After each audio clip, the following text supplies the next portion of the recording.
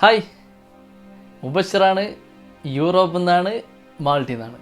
എന്തൊക്കെയാണ്, സുഖമല്ല എല്ലാവർക്കും? പിന്നെ ഞാനിന്ന് വന്നിട്ടുള്ളത് നമുക്കിന്ന് യൂറോപ്പിൻ്റെ കുറച്ച് കാര്യങ്ങൾ മൊത്തത്തിൽ പറയാൻ വേണ്ടിയിട്ടാണ്. അപ്പോൾ എനിക്കറിയണ പോലെ എൻ്റെ ഒരു എക്സ്പീരിയൻസ് വെച്ചിട്ട് ഞാൻ കുറച്ച് കാര്യങ്ങൾ നിങ്ങൾക്ക് വിവരിച്ച് തരാം. ജസ്റ്റ് അവിടുന്ന് എ ടു ഇവിടെ വന്നിട്ടുള്ള സെഡ് വരെയല്ല, നെഗറ്റീവും ജസ്റ്റ് പോസിറ്റീവും നമുക്കൊന്ന് ഇങ്ങനെ ഓടിച്ച് നോക്കാം. അതിൽ ബുദ്ധിമുട്ടുള്ള രാജ്യങ്ങളും അങ്ങനത്തെ കുറച്ച് കാര്യങ്ങളൊക്കെ ഉണ്ടാവുമല്ലോ, ഇതൊക്കെ ഒന്ന് പറഞ്ഞുതരാം. അപ്പോൾ എല്ലാവർക്കും വീഡിയോയിലേക്ക് സ്വാഗതം.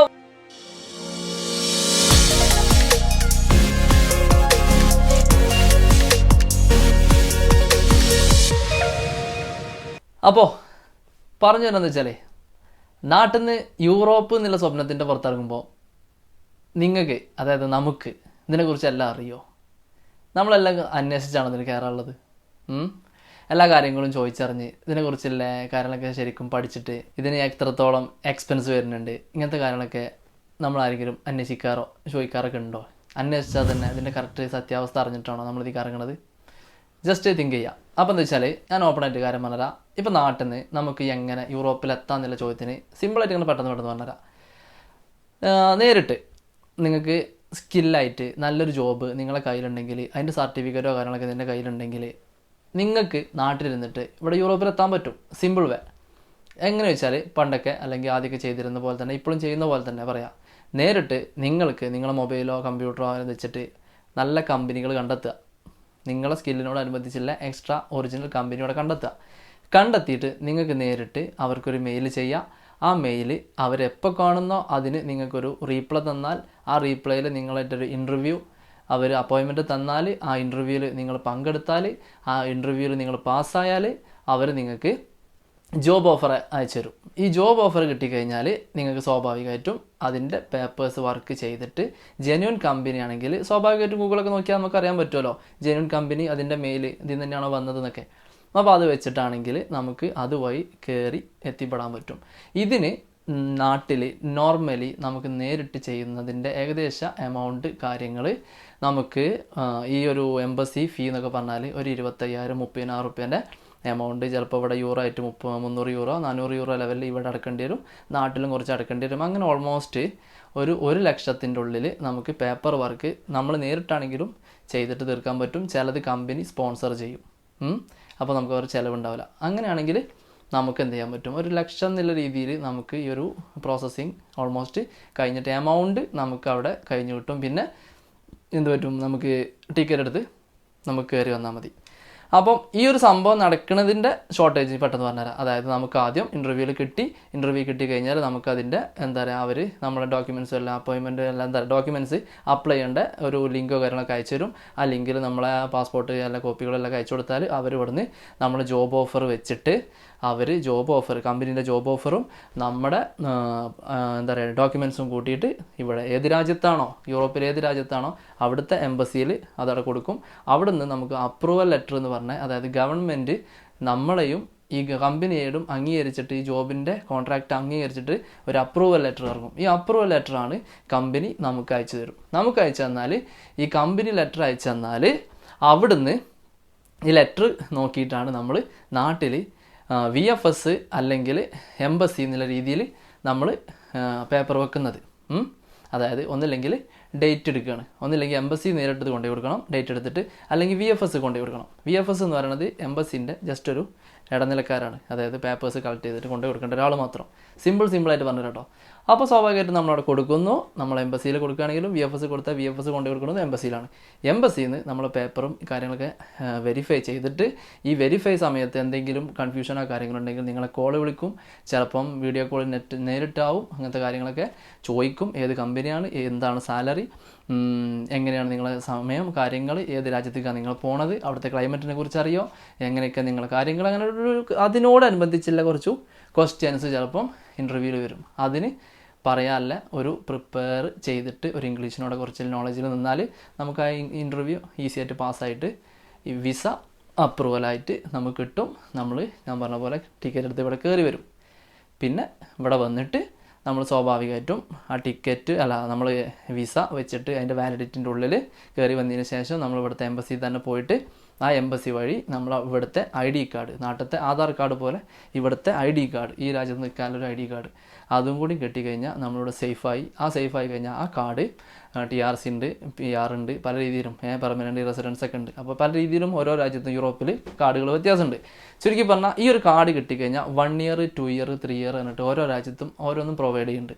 ആ രാജ്യത്ത് നമുക്ക് നിൽക്കാനുള്ള അധികാര വാലിഡിറ്റിയാണത്. ആ വാലിഡിറ്റി വെച്ചിട്ട് 1 ഇയർ പുതുക്കുക, അല്ലെങ്കിൽ 2 ഇയർ ആണെങ്കിൽ 2 ഇയർ പുതുക്കിയിട്ട് നമുക്കിത് മുന്നോട്ട് പോകാവുന്നതാണ്.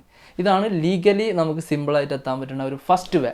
ഓക്കെ, ഈ വേയിൽ ഇപ്പം നെഗറ്റീവും പോസിറ്റീവും ഇപ്പോൾ വന്നുകൊണ്ടേ നിൽക്കുകയാണ്. എങ്ങനെ നെഗറ്റീവും പോസിറ്റീവും നടക്കുന്നതെന്ന് ചോദിച്ചാൽ, നമുക്ക് ഇപ്പോൾ അവിടെ വന്നിട്ട് എന്താ പറയുക, നമ്മൾ പല ആളുകൾ വഴി അന്വേഷിച്ചിട്ടും കണ്ടെത്തിയിട്ടും യൂറോപ്പിക്കുള്ളത് ഒരു വലിയ ഡ്രീമായിട്ട് നമ്മൾ മുന്നിൽ കിട്ടുവരും. നിങ്ങളവിടെ എത്തിക്കഴിഞ്ഞാൽ സംഭവമായിട്ടുള്ള സാലറി ഉണ്ട്, സംഭവമില്ല അതുണ്ട് ഇതുണ്ടെന്ന് പറഞ്ഞിട്ട് നമുക്ക് മുന്നിൽ തന്നെ ഓഫറുകൾ.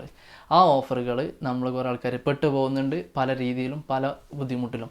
അപ്പോൾ ഇതിൻ്റെ നെഗറ്റീവ് വശമാണ് ഒരു സൈഡ് ഇങ്ങനത്തെ ഒരു എന്താ പറയുക, നമുക്ക് ചിലപ്പോൾ ജനറൽ കാറ്റഗറി ആവും, നമ്മളോട് ചിലപ്പോൾ 1 lakh സാലറി പറയും, ഇവിടെ എത്തുമ്പോൾ 1 lakh ഉണ്ടാവില്ല, നമ്മൾ വിചാരിച്ച ആ ഒരു ഇതിലേക്ക് നമുക്ക് എത്താൻ പറ്റില്ല, സ്വാഭാവികമായിട്ടും നമ്മൾ തളർന്നു പോകും. അങ്ങനത്തെ ഒരു നെഗറ്റീവ് വശത്തിനുണ്ട്.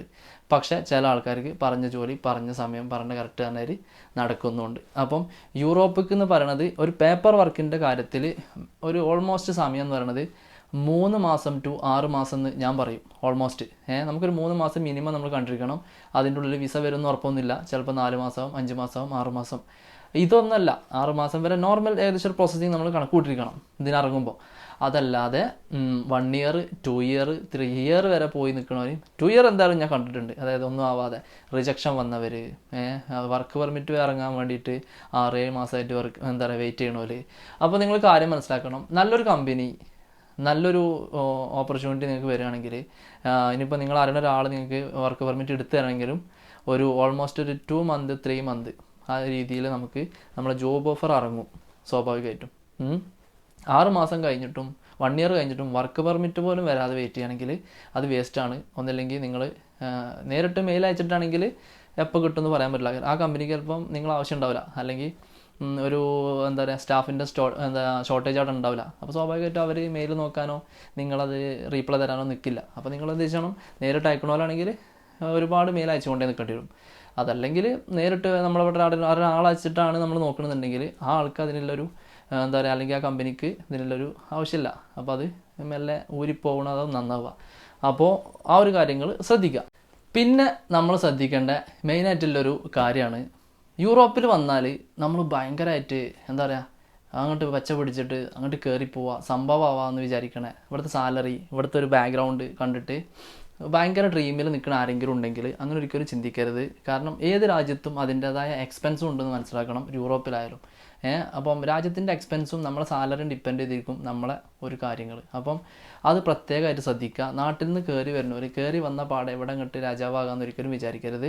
എന്നാൽ നമുക്ക് നേടാൻ പറ്റാത്തതില്ല എന്നും ഞാൻ അതിൻ്റെ മുന്നിൽ ഓർമ്മിപ്പിക്കുകയാണ്. നമുക്ക് രണ്ടിനും ഓപ്ഷനുണ്ട്. അപ്പോൾ അവിടെ കയറി വരുമ്പം നിങ്ങൾ എന്തായാലും മിനിമം 3 മാസം എന്നുള്ളത് നിങ്ങളൊരു സ്ട്രഗിൾ സമയമായിട്ട് കണ്ടേ പറ്റുള്ളൂ. ഞാൻ കണ്ടെടുത്തോളം അങ്ങനെയാണ്. കാരണം നമുക്ക് വന്ന് 1 മാസം 1.5 മാസം മിനിമം നമുക്ക് ID കാർഡ് കിട്ടാൻ വേണ്ടിയിട്ട് അതിന് വെയിറ്റ് ചെയ്യേണ്ട ആവശ്യം അധികം യൂറോപ്യൻ രാജ്യത്തും വരാറുണ്ട്. അപ്പോൾ ചില യൂറോപ്യൻ രാജ്യത്ത് നമുക്ക് നേരിട്ട് വർക്കുകൾ കയറാനുള്ള രീതിയിലുള്ള കാര്യങ്ങൾ പെട്ടെന്ന് ചെയ്യും.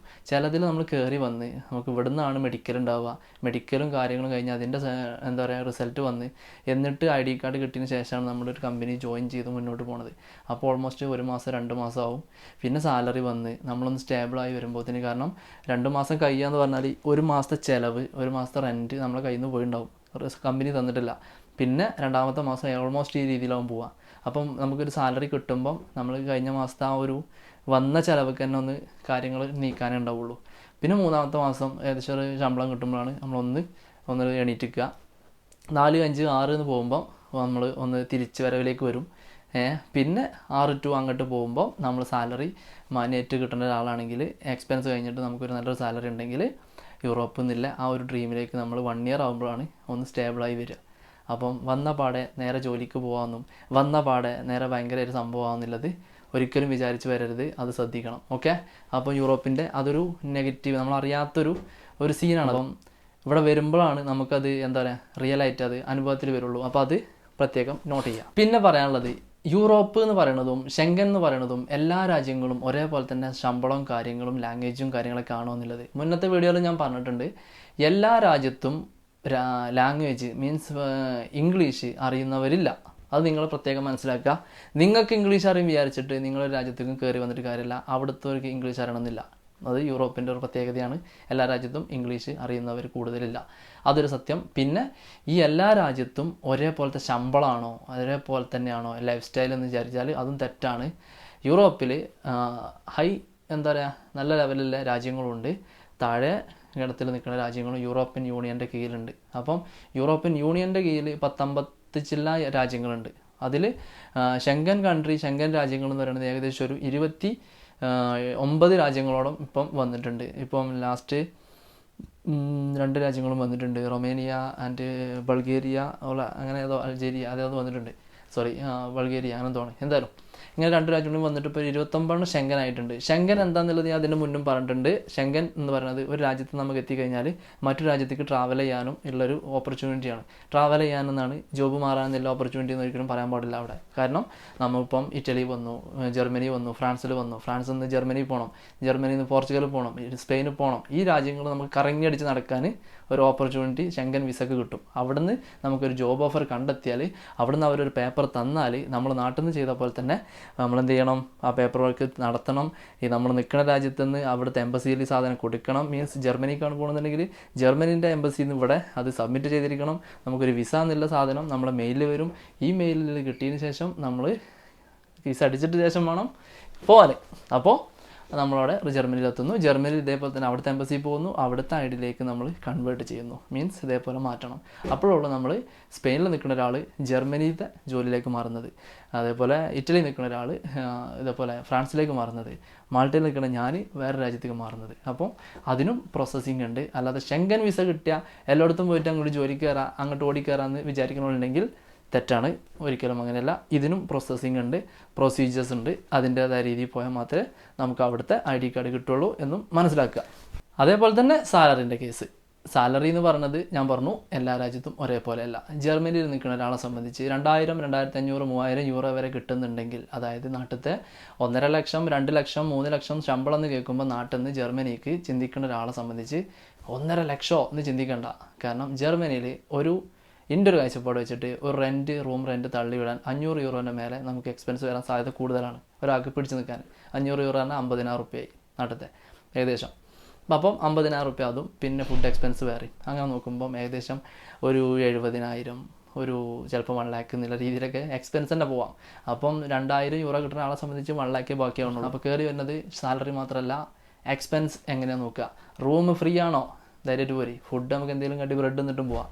ഓക്കെ, അപ്പോൾ അത് പ്രത്യേകം ശ്രദ്ധിക്കുക. അതേപോലെ തന്നെ ഇപ്പം ഏറ്റവും കുറഞ്ഞത് പറയുകയാണെങ്കിൽ ഇപ്പോൾ പോളണ്ട് പോലത്തെ രാജ്യമാണെങ്കിൽ, പോളണ്ടും യൂറോപ്പാണ്, കുഴപ്പമില്ലാത്ത രാജ്യം. പോളണ്ട് നിൽക്കുന്നവർ ഇപ്പോൾ നമ്മൾ വീഡിയോ കാണുണ്ടാവും, അവരോട് വേണമെങ്കിൽ ചോദിച്ചാൽ അറിയാൻ പറ്റും. അവിടെ എക്സ്പെൻസ് കുറവാണ്, അവിടെ റൂം റെൻറ്റ് ഏകദേശം കുറവാണ്. മെയിൻ ടൗണിലല്ല പറയുന്നത്, ഓൾമോസ്റ്റ് നമുക്കൊരു നിൽക്കാൻ പറ്റുന്ന രീതിയിൽ ആണെങ്കിൽ, ഒരു ഡിസ്റ്റൻസിലാണെങ്കിൽ ചെറിയ യൂറോക്ക് നമുക്ക് അവിടെ നിൽക്കാൻ പറ്റും. അവിടെ എക്സ്പെൻസ് കുറവാണ്, ഫുഡിനും കുറവാണ് വിചാരിച്ചിട്ട് അവിടെ സാലറിയും കുറവാണ്. എല്ലാത്തിനും നല്ല ഉണ്ടാക്കുന്നവരുണ്ട്. ടാക്സി അതേപോലെ ഹെവി അങ്ങനത്തെ കുറച്ച് കാറ്റഗറി ആളുകൾ അത്യാവശ്യം ഉണ്ടാക്കുന്നുണ്ട്. അവർക്ക് എക്സ്പെൻസും കുറവാണ്, ഫുഡ് എക്സ്പെൻസും കുറവാണ്, സാലറി കൂടുതലാണ്. അവരെ സംബന്ധിച്ച് അവിടെ പിടിച്ച് നിൽക്കാം. പക്ഷേ അവർ ജനറൽ വർക്കിന് പോയിട്ട് ഒരു വെയർ ഹൗസ് പോയിട്ട് ചിലപ്പോൾ അത് നടന്നോണമെന്നില്ല. അപ്പോൾ അവരെ സംബന്ധിച്ച് എക്സ്പെൻസ് ആൻഡ് സാലറി ഒരു ഇതിലേക്ക് എത്താൻ പറ്റില്ല. അപ്പോൾ അവരെ സംബന്ധിച്ച് അത് ശ്രദ്ധിക്കേണ്ട കേസാണ്. അപ്പോൾ നമ്മൾ കയറുന്ന രാജ്യം എക്സ്പെൻസ് ആൻഡ് അവർ സാലറി ഇത് ഭയങ്കര ഡിപ്പെൻഡാണ്. അപ്പോൾ അത് ശരിക്കും നോക്കുക. അത് ശ്രദ്ധിച്ചിട്ട് വേണം നമ്മൾ കയറി വരുന്ന രാജ്യത്തിനെ കമ്പയർ ചെയ്യാൻ. അതുകൊണ്ട് ഒരിക്കലും നിങ്ങളെ തലച്ചോറ് ഒരാൾ പറയണത് നമുക്ക് ഓടിച്ചാടി വീഴരുത്. അതേപോലെ തന്നെ എനിക്ക് പറയാനുള്ളതാണ് ഏജൻസികൾ ദുബായ് ബേസ് ചെയ്തിട്ട് ഒരുപാട് ഏജൻസികൾ ഞാൻ അതിന് മുന്നും പറഞ്ഞിട്ടുണ്ട്, നല്ല പറ്റിക്കൽ നടക്കുന്നുണ്ട്. നമ്മളൊപ്പമല്ല ഒരുപാട് പയ്യന്മാരെ ക്യാഷ് പോയിട്ടുണ്ട്. ദുബായ് ബേസ് ചെയ്ത് കൊടുക്കുന്നുണ്ടെങ്കിൽ ഈ വീഡിയോ ഷെയർ ചെയ്തെടുത്തോളി. ഇതിൻ്റെ അടിയിൽ ഇപ്പോൾ വലിയൊരു വീഡിയോ ആണ്, ഇതിൻ്റെ അടിയിൽ ഒരു കാണാൻ കയറില്ല, ശ്രദ്ധിക്കുക. ക്യാഷ് പോകുന്നുണ്ട്. ഓക്കെ, ദുബായ് ബേസ് ചെയ്യുന്നതല്ല, ഒരുപാട് ഫേക്ക് ഏജൻസികൾ ഇഷ്ടം പോലെ ഉണ്ട്. അത് നിങ്ങൾ ശ്രദ്ധിക്കുക. അപ്പോൾ എനിക്ക് ഇന്ന സമയത്ത് ഇപ്പോൾ ഈ വീഡിയോ എന്താ കാണുന്നത് പറയാൻ പറ്റില്ല ഒരാൾ. അപ്പോൾ ആ സമയത്ത് കാണുന്ന ഒരാളാണെങ്കിലും അന്ന് അവിടെ പറ്റിക്കപ്പെടുന്നുണ്ടോ എന്ന് ശരിക്കും ശ്രദ്ധിക്കുക. നാട്ടിൽ നിന്ന് ഇങ്ങനെ അറിയാത്തൊരു നാട്ടിലേക്കൊന്നും ക്യാഷ് അയച്ചിട്ട് ക്യാഷ് കളയാൻ നിൽക്കണ്ട. ഓക്കെ, അപ്പോൾ നമ്മൾ കാര്യത്തിൽ നിന്ന് തെന്നി പോണില്ല. അപ്പം എക്സ്പെൻസ് ഇതിൻ്റെ ഒരു മെയിൻ ഘടകമാണ്. ഓക്കെ, അപ്പോൾ നമ്മൾ കയറി വരുന്ന രാജ്യത്തിൻ്റെ എക്സ്പെൻസ് ആൻഡ് ഇൻകം അത് ഭയങ്കര ഡിപ്പെൻഡാണ്. ലക്ഷങ്ങൾ മുടക്കിയിട്ട് നമ്മൾ കയറി വരുന്നുണ്ടെങ്കിൽ ആ ലക്ഷത്തിനുള്ള ഒരു വരുമാനം അവിടെ ഉണ്ടോ എന്നുള്ളത് ശരിക്കും അന്വേഷിക്കുക. അപ്പോൾ യൂറോപ്പിക്ക് വരുന്ന ആൾക്കാർ യൂറോപ്പിലെത്തിയ രക്ഷപ്പെട്ടു എന്ന് വിചാരിക്കണ ഒരു മൈൻഡ് ഉണ്ടെങ്കിൽ, പരസ്യത്തിൻ്റെ പുറത്തും മറ്റുള്ള ഭയങ്കര വാഗ്ദാനങ്ങൾ പുറത്തും പോണവരാണെങ്കിൽ കെയർഫുൾ, യു നോട്ട് സേഫ്. സ്കില്ലാണോ നിങ്ങളുടെ കയ്യിൽ, നല്ലൊരു സ്കിൽ വർക്ക്, നിങ്ങളുടെ കയ്യിൽ നല്ലൊരു അങ്ങനത്തെ ഒരു സാധനം ഉണ്ടെങ്കിൽ ഇങ്ങോട്ട് കയറി വന്നാൽ മതി. സ്കില്ലല്ലാതെ കയറി വന്നിട്ടും ഇവിടെ നല്ല രീതിയിൽ എത്തിപ്പെടുന്നവരുണ്ട്, ഭാഗ്യത്തിൻ്റെ പുറത്തും കയറുന്നവരുണ്ട്, നല്ല രീതിയിൽ ഐഡിയ വെച്ച് കളിക്കുന്നവരുണ്ട്, ശ്രദ്ധിച്ച് നല്ല ഹെവി എടുക്കുന്നവരോ അല്ലെങ്കിൽ ഈ എന്താ പറയുക കെയർ ടേക്കർ ജോലിയൊക്കെ ചെയ്തിട്ട് തന്നെ ക്യാഷ് ഉണ്ടാക്കുന്നവരൊക്കെ ഉണ്ട്. അതേപോലെ നൈസിങ്, അങ്ങനെ കാറ്റഗറിക്ക് തിരിഞ്ഞ് നമ്മളതായ ലെവലിൽ സ്കില്ലിലേക്ക് കൺവേർട്ട് ചെയ്ത് പോകണ വരെ നമുക്കൊരു ബുദ്ധിമുട്ടുണ്ടാവുള്ളൂ. പിന്നെ നമ്മൾ രക്ഷപ്പെടും. അപ്പം ജനറൽ കാറ്റഗറിയിൽ വന്നിട്ട് ജനറൽ കാറ്റഗറി പിടിച്ച് നിൽക്കുക വിചാരിച്ചാൽ അതിൻ്റെ എക്സ്പെൻസ്, റൂം എക്സ്പെൻസ് എല്ലാം ഒന്ന് താരതമ്യം ചെയ്ത് നെഗറ്റീവ് ആൻഡ് പോസിറ്റീവ് നല്ലോണം കെയർ ചെയ്തിട്ട് കയറി വന്നാൽ മതി. അപ്പം ഇനിയും എന്താ പറയുക യൂറോപ്പിക്ക് വരുന്നതും വരാൻ നിൽക്കുന്ന ആൾക്കാർക്ക് ഈ വീഡിയോ ഷെയർ ചെയ്ത് കൊടുക്കുക. നിസ്സാരമായിട്ടുള്ള ചെറിയ അടിത്തറ കാര്യങ്ങളാണ് ഞാൻ ഇപ്പോൾ പറഞ്ഞത് ഈ വീഡിയോയിൽ. ഇതൊരു ഇമ്പോർട്ടൻറ്റ് കാര്യമാണ്. നിങ്ങൾ കാണുന്ന നിങ്ങളെ ഫ്രണ്ട്സ് ഉണ്ടെങ്കിൽ ഗ്രൂപ്പ് ഉണ്ടെങ്കിൽ എന്നൊക്കെ അയച്ചു കൊടുക്കുക. ഇത് കേൾക്കാൻ പറയാം. നിങ്ങൾക്ക് ചെറിയൊരു ഇൻഫർമേഷൻ ചിലപ്പോൾ ഇതിൽ നിന്ന് കിട്ടുമ്പോൾ ചെറിയൊരു ഐഡിയ നിങ്ങൾക്ക് തലയിൽ ഉദിക്കുകയാണെങ്കിൽ ഒരാൾക്കെങ്കിലും ബോധം വന്നാൽ ചിലപ്പം നേരിട്ട് കയറി വരാൻ പറ്റും. ചിലപ്പോൾ നേരിട്ട് അല്ലെങ്കിലും കുറച്ച് എക്സ്പെൻസ് കുറച്ചിട്ട് കയറാൻ പറ്റും. വെറുതെ എമൗണ്ട് കളഞ്ഞിട്ട്, ഞാനൊരു രാജ്യത്തെ ഒരു എക്സാമ്പിളായിട്ട് പറഞ്ഞുതരാം. അർമേനിയ നമ്മൾ യൂറോപ്പിൻ്റെ അടുത്താണ്. അർമേനിയയിൽ വന്നിട്ട് എന്താ പറയുക ഇവിടെ യൂറോപ്പിൽ കയറി വരാൻ പറഞ്ഞിട്ട് അർമേനിയയിൽ കുറേ ആൾക്കാർ പെട്ടിരിക്കുന്നുണ്ട്. എനിക്ക് പേഴ്സണലി മെസ്സേജ് അയക്കുന്നവർ ഒരുപാടുണ്ട്. എനിക്കൊന്നും ചെയ്യാൻ കഴിയില്ല, കാരണം ഞാൻ നിസ്സഹായനാണ്. കാരണം ഞാൻ കേൾക്കുന്നുണ്ട്, കാണുന്നുണ്ട്. ഇത് പറയണമെങ്കിൽ അർമേനിയനെ കുറിച്ച് അറിയണമെന്നുണ്ടായിരുന്നു. ഇപ്പോൾ അത്യാവശ്യം കാര്യങ്ങളൊക്കെ ഞാൻ അറിഞ്ഞിട്ടുണ്ട്. അർമേനിയയിൽ നല്ല ഉഡായിപ്പ് നടക്കുന്നുണ്ട്. അതിനെക്കുറിച്ച് ഞാൻ വീഡിയോ ഇനി ഇടാം. കഴിയണം പറ്റണം ഞാൻ അവിടുത്തെ ഒരാളെ തന്നെ നമുക്കൊരു ടെലിഫോണിൽ വിളിച്ചിട്ട് നമുക്ക് സംസാരിക്കാം. അതിൻ്റെ യഥാർത്ഥ ഉഡായിപ്പ് ഞാൻ നിങ്ങളുടെ മുന്നിൽ കാണിച്ചു തരാം. എന്തായാലും വീഡിയോ കുറച്ച് ലെങ്ത്ത് കൂടുന്നുണ്ടെങ്കിലും ക്ഷമിക്കുക. കുറച്ച് കാര്യങ്ങൾ പറയുമ്പോൾ ചിലപ്പോൾ കുറച്ച് ലെങ്ത്ത് കൂടിയെന്ന് വരും. ഒന്നും തോന്നരുത്. സബ്സ്ക്രൈബ് ചെയ്യുക, ഒപ്പം കൂടുക. അടുത്ത വീഡിയോ നമുക്ക് ഇതേപോലത്തെ ഇമ്പോർട്ടൻറ്റ് കാര്യങ്ങളായിട്ട് ഞാൻ ഇനിയും വരാൻ നോക്കാം. കുറച്ചെങ്കിലും ഉപകാരമായി ഉണ്ടാവും വിചാരിക്കണേ. അപ്പോൾ അടുത്തൊരു വീഡിയോ ആയിട്ട് കാണാമെന്ന് പറഞ്ഞിട്ടുണ്ട്. ഉപസ്ഥിരാണ്, യൂറോപ്പിൽ നിന്നാണ്, മാൾട്ടിൽ നിന്നാണ്. ബൈ.